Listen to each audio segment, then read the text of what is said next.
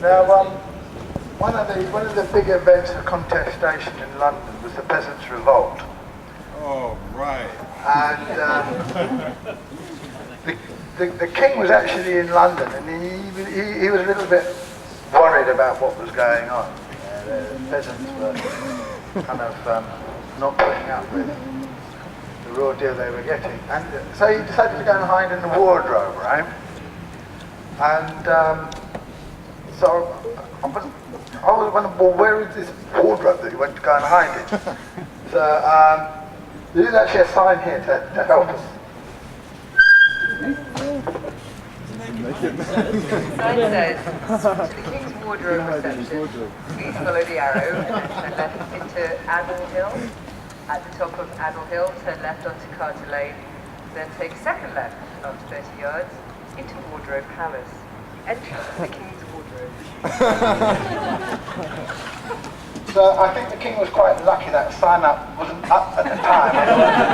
Straight round there and go. But let's go and have a look at this wardrobe.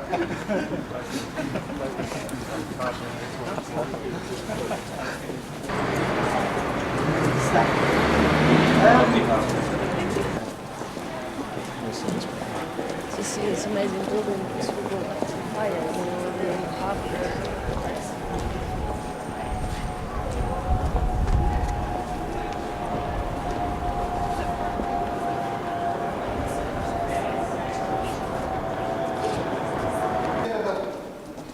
Precisely at the point where this is the King's Wardrobe, destroyed in the Great Fire like a lot of London. As Peter said, we know how to handle destruction. We know how to rebuild again. We know that all the buildings that we see are built not by financiers putting up their money in various buildings, but actually by people like you and me applying their skills, applying their sweat to actually create. And that's how all the stuff around us, that's how it's all created, by basically the working class. We create everything, and we need to find a way in which it can be shared amongst everybody. And, so that this is kind of a symbol of where the king came to hide, in the wardrobe. So on this point I'm going to end, but I'm going to hand over to Peter now, who's got a few words to say as well.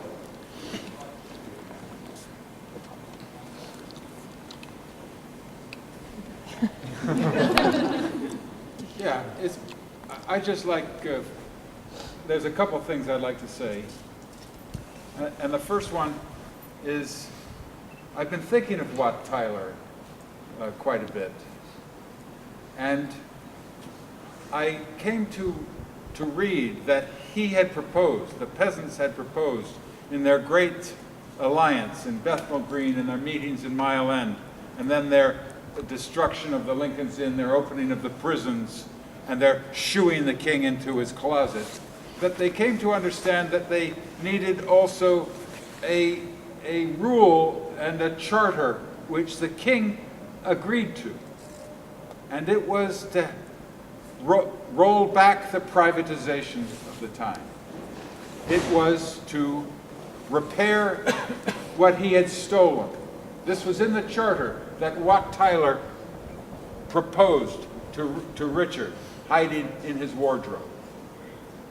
And Richard agreed to restore the commons to the peasants and to the people of England. No sooner had he done this than Walbrook, the Lord Mayor, the money man, whose money came from the Southwark stews, the brothels on the other side of the river that brought in the sex workers from Holland to service the sexual needs or the sexual dominations of merchant capital in the city of London. Walbrook took that dagger, didn't he, while Wat Tyler was talking to the king, and put it in Wat Tyler's heart, stabbed him to death.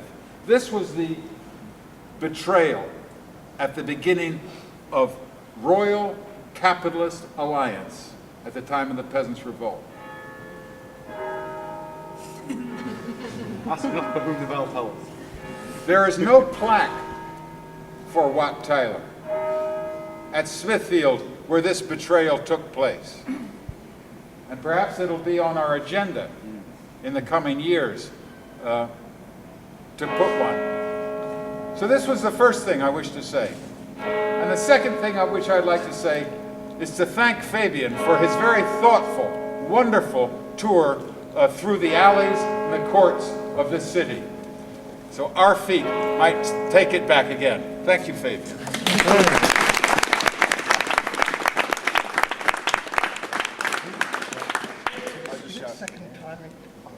Perfect. So it's 5 o'clock, and I'd like to thank. All's well. I think we're probably a little bit thirsty, so I'll tell you in a second where the pub that we're going to is. I'd like to thank Fabian for a fantastic tour, and I'd also like to thank Peter for crossing the Atlantic to be with us. And it's been a great sort of, 4 days of you being in town, and a great day today. And thanks everybody for coming along on the walking tour.